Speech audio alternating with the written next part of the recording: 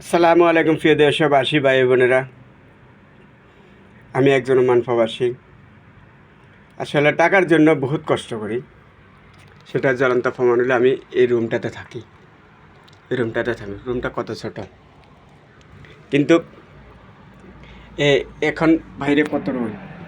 আমার রুমে কিন্তু এসি নেই, ফ্যানে যথেষ্ট। বাইরে অনেক রুম, কিন্তু এরপরে এগুলো বানাচ্ছি। এখন শুটকি, ডিম, আলু দিয়ে বানাচ্ছি, যাতে করে সংক্ষেপে হয় বা কম খরচে হয়, এ চিন্তা ভাবনা করেই বানিয়েছি।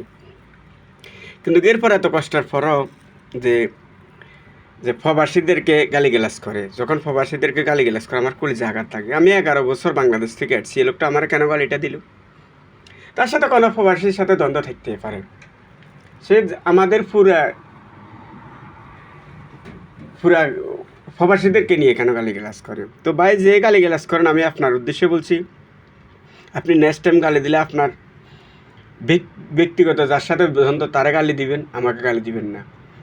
আর আপনি যদি এরকম মিক্সার করে কাউকে গালি দেয়, আমার গায়ে আসে, যদি আমি আপনার লাগ পাই কোথাও, আমি এটা আপনার পর কিলের দাঁত কোনে দিয়ে শুরু করি সারাম। কথা বুঝছেন?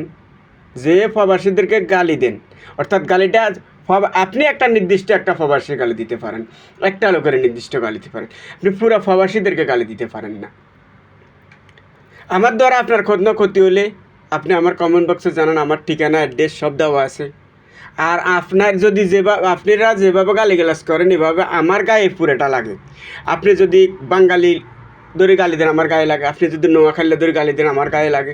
আপনি যদি প্রবাসীদেরকে ধরে গালি দেন, আমার গায়ে লাগে। আপনি আমাকে বাদ দিয়ে গালিগালাজ করেন, না হয় একদিন আপনি এটা কঠিন সমস্যার সম্মুখীন হবেন। আমি আপনাকে হুঁশিয়ার করে দিয়ে বলছি।